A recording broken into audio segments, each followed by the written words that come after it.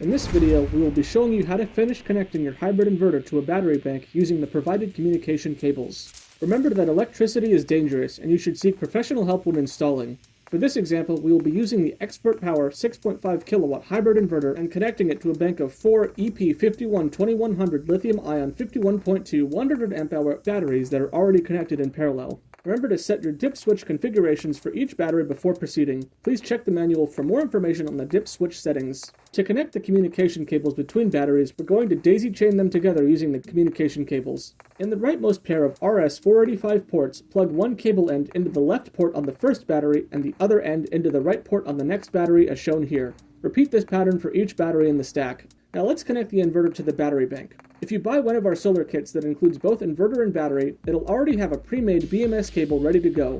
If you bought the inverters or batteries separately, you'll need to supply your own CAT6 cable and crimp it yourself. See the pinout diagram depicted here or in your manual. Note, if you're using products that are not our own, this diagram may not apply.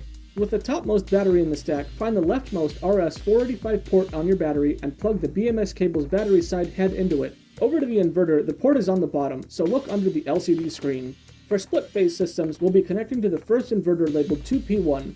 For parallel inverter setups, connect to the inverter you've set as the master unit. The master unit will have the HS text displayed on its screen when turned on. Take the inverter end of the BMS cable and connect it to the middle RS485 port as shown here, just beneath the label that reads L-ion or lithium-ion. Warning, connecting it to either of the other two ports will result in a fault and potentially damage your inverter. Now let's configure the inverter settings. Turn on the inverter connected to your battery bank. Press and hold the fault button for 5 seconds to enter the settings parameters menu.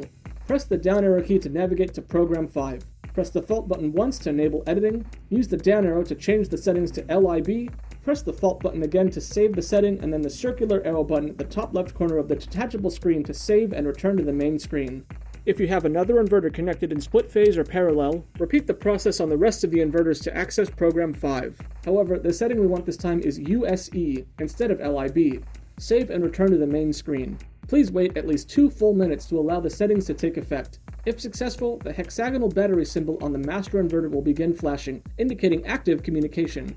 With that, you've successfully connected your inverter to your battery bank so they can communicate with each other.